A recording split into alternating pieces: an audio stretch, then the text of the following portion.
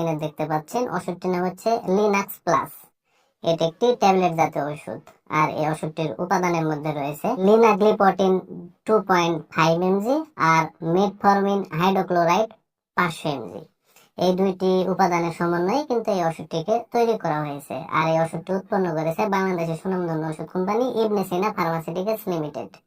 এখন আসুন যে লিনাক্স প্লাস এই ট্যাবলেটটির কার্যকারিতা কি, অর্থাৎ কোন কোন রোগের ক্ষেত্রে ওষুধটিকে ব্যবহার করা হয় সেটি আমি আপনাদের বলে দিই।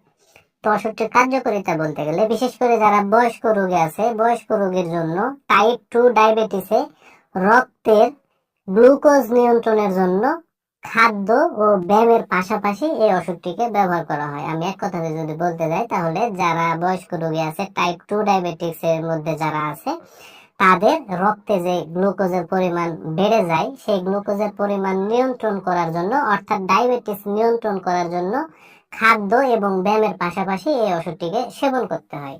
তো এটি হচ্ছে ওষুধটির কার্যকারিতা। এবার আসুন যে আসলে ওষুধটির সেবন বিধি কি সেটি আমি আপনাদের বলে দিই। তো ওষুধটির সেবন বিধি বলতে গেলে যারা প্রাপ্তবয়স্ক তাদের জন্য একটি করে ট্যাবলেট দিনে 2 বার সেবন করতে হবে, অর্থাৎ সকালে একবার এবং রাত্রে একবার। আর ওষুধটির পার্শ্ব প্রতিক্রিয়ার কথা যদি বলতে যাই তাহলে ল্যাকটিক অ্যাসিডোসিস হতে পারে, লিভারের সমস্যা হতে পারে, ডায়রিয়া হতে পারে, বমি বমি ভাব হতে পারে, বদহজম হতে পারে, মাথা ব্যথা